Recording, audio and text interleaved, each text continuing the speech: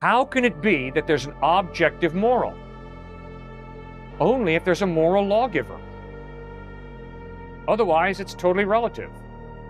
If right and wrong is based on King Arthur and his knights, it's totally relative, because another king disagrees. If right and wrong is based on culture, it's totally relative, because it depends on which culture you're living in. And if right and wrong are defined by the individual, then it's obviously really relative, depending upon which individual you're talking to. A student steps up to Cliffe with questions sharp enough to shake your faith. Is Jesus just a recycled myth borrowed from ancient gods like Horus? Or is the evidence pointing to something far more real? The student is not buying it. He challenges Cliffe on free will, evolution, and whether absolute good and evil even exist. And Cliffe pushes back hard, because if morality is truly relative, then nothing Adolf Hitler ever did was actually wrong. Now the debate cuts deeper. From the historical proof of Jesus' resurrection to the quiet voice of conscience inside every human being, one question refuses to go away. Is there a God, or are we just making up the rules as we go? Who wins this argument? Let's find out. What point do you consider apes to have gone from being apes to Homo sapiens? Now, there's scientific... I do not know. You don't know. So you don't know at what point suddenly it would be decided this was now a human. I don't know that apes ever became human beings. You don't. It's a theory, but there are so many gaps in the fossil record. If anybody tells me that they can prove that apes became humans, I say, fine, give me the proof. No one has ever been able to do that. So, on the discussion of theories, gravity is also a theory. Do you not really? I am convinced that 100 times out of 100, apart from a miracle, when an apple detaches from an apple tree branch, it'll go to the ground. I am convinced 100 times out of 100, unless God intervenes, that if I jump off the edge of that building, I will hit the ground very hard. So no, gravity is... I have a degree of certainty in gravity that I do not have in us coming from apes. Okay. I hope you do also. Thank you. I have another question. You spoke of absolute good and evil. Yes, sir. I personally believe that there is no such thing as absolute good or evil. I respect you intellectually. As you said, Yep. There simply is. Correct. You're being consistent. I like that. Now, I believe that I have reached my personal viewpoints on what is right and wrong. Sure. Based on scientific, basically, the things that I have personally have affected. Mm-hmm. And when I say that, I don't mean like what I've decided, but what my senses have received. Yep. So my senses, if someone pulls my finger, it hurts. Mm-hmm. And if I go and have someone tell me that is wrong, when I'm 4 years old, and over the years, that person continues to repeat that is wrong. That is not that I have decided that is wrong, or I will eventually decide that is wrong. But it's not because I spontaneously decided that was wrong. It's because things have occurred, senses have reached me from other beings, creatures, or even inanimate objects, and have led to me to that conclusion. Would you agree that if you were to have not grown up, let's say you grew up in Sudan. You grew up in Sudan. You grew up in one of the tribes where they go and do horrible things to people. Would you say if you were born into one of those tribes, would you say that you could possibly have committed those things yourself? Oh, anything's possible.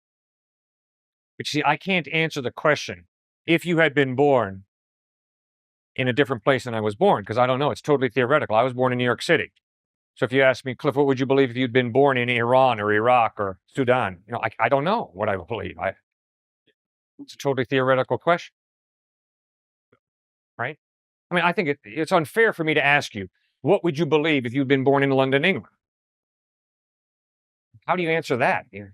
No, it's true. And I didn't expect you to say that you may not have gone and become similar to the people who are from that village and who do horrible things, and you may have. But I guess my point is,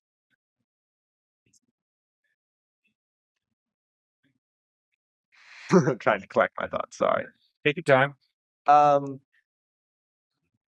So I guess my problem is your belief in absolute good and evil.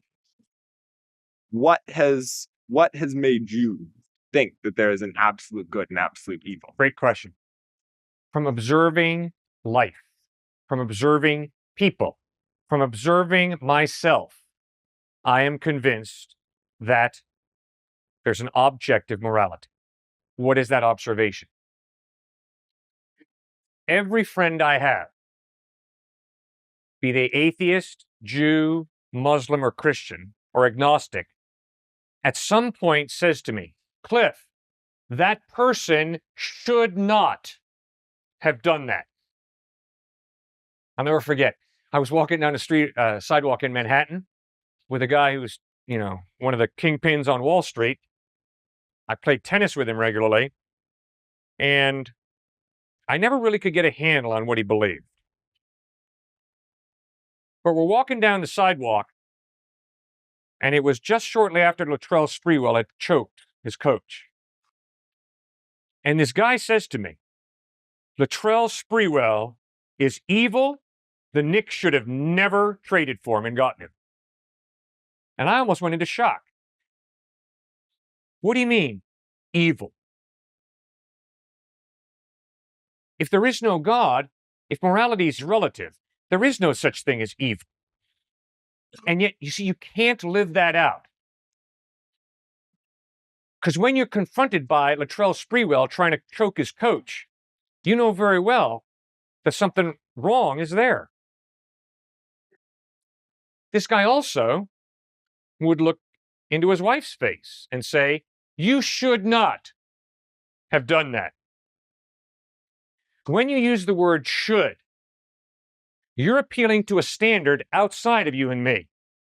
And you're saying, come on, wake up, smell the coffee, realize that what you did to me was wrong. That is why I say you should not, or you ought not to have done that. You see, sir, the reason I'm convinced there's objective morals is because that's the way all of us live our lives. None of us say, well, from my perspective, Latrell Sprewell choking his coach is wrong, but I understand from his perspective it's okay. It's all relative. So I'm right for myself and Latrell is right for himself. And none of us look our spouses in the face and say, well, from my perspective, when you said that mean, hurtful thing, that was wrong from my perspective, but from your perspective, it's right. So go ahead and continue to do it. We don't respond that way to life. Instead, we keep on using the word should, ought, wow, Mother Teresa, ay, ay, ay, Adolf Hitler, ouch. What are they doing to women in Sudan and in Afghanistan? You got to be kidding me. Wow. Look what they're doing to overturn apartheid. That's good in South Africa.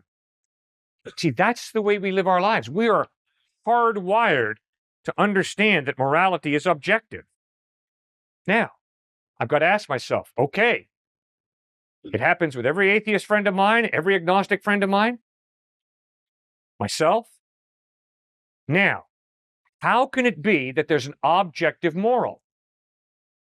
Only if there's a moral lawgiver. Otherwise, it's totally relative. If right and wrong is based on King Arthur and his knights, it's totally relative, because another king disagrees. If right and wrong is based on culture, it's totally relative, because it depends on which culture you're living in. And if right and wrong are defined by the individual, then it's obviously really relative, depending upon which individual you're talking to. The only way there can be an objective moral, Meaning by that, a moral that is true, regardless of what you and I think, is if there is some type of God to create and define that moral. My experience in life shows me we all live our lives as if there is some type of objective moral. Maybe we disagree what it is, and we do disagree usually, often, but we live as if there's an objective moral structure that demands some type of God. Does that make sense? I guess. I've always been one of those people who, when someone does say, well, that's wrong, I always have sat there and thought, well, why is it wrong? What makes you think it's wrong? Good. I feel that everything that we decide is wrong is based on our past, basically, experiences and things that have occurred to us. That's my belief. I don't see that there is, because, as you said, that we all view, we all have our own opinions on what is right and wrong. Mm-hmm. None of our opinions, I would go so far as to say that no one on this earth has the same agreement on what is right or wrong. On everything. On everything. But isn't there a tremendous agreement around the world about certain objective morals, like adultery, murder, child abuse, are evil or wrong? There are, but some of those things over time change. Some things that were considered a long time ago to be evil become some that are now considered good. Yes. So with that in mind, would you say that the definition of good is constantly changing? People are consistently redefining good, but no, I am convinced that regardless of how many people think that gassing Jews in a culture is good, that it's wrong. I am convinced that regardless of how many people vote, that abusing a child or an unborn child is good, I'm convinced it's not good.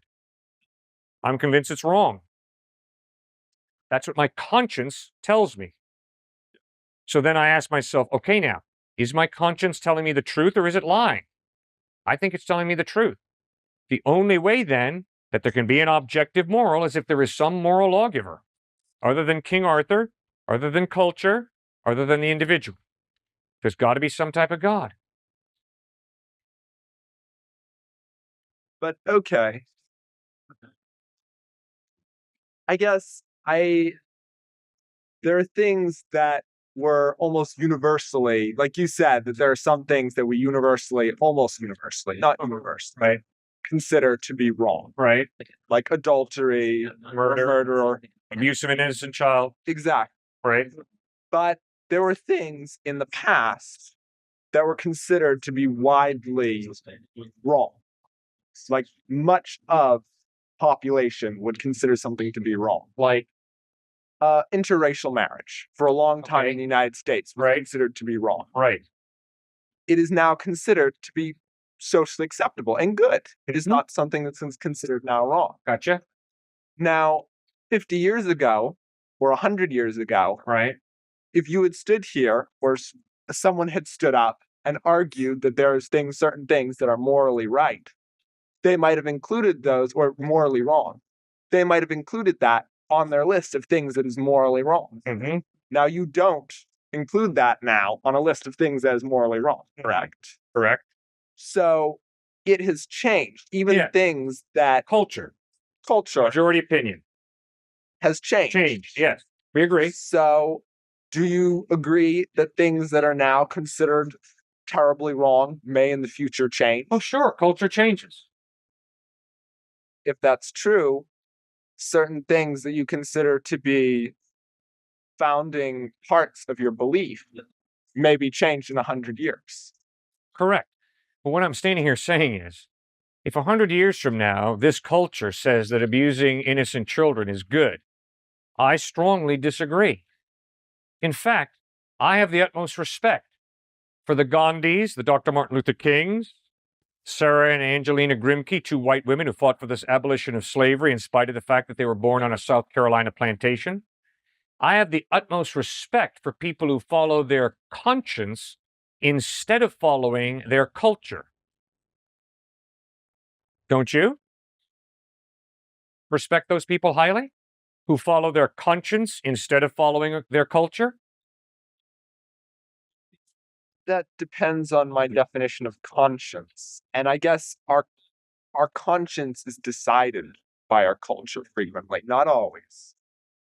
But our culture affects what we consider to be right and wrong and what our conscience decides. Right. Okay. Now I would encourage you to ask yourself, how do I deal with my guilt?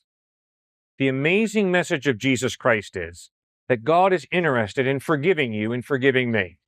That's why he bled and died on the cross as a substitute to take the hit, to pay the penalty for our wrongdoing. And Christ promises that if we turn to him and humbly ask him for forgiveness, he will forgive us and wipe that guilt away. So I would encourage you, when you experience guilt, to reconsider Christ.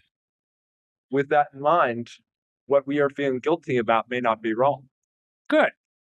So when you do a good point. And so there's such a thing as false guilt. And I've had to struggle with false guilt. If I lose a button off my shirt and feel guilty about it, that's false guilt. But if I can murder you, bathe my hands in your blood, and not feel guilty, something's sadly wrong with me. So there's an appropriate guilt and there's an inappropriate guilt. Now Christ says, take that appropriate guilt and allow it to drive you to me for forgiveness. For I bled and died on a cross for you to forgive you and to give you the gift of life with God today and for eternity.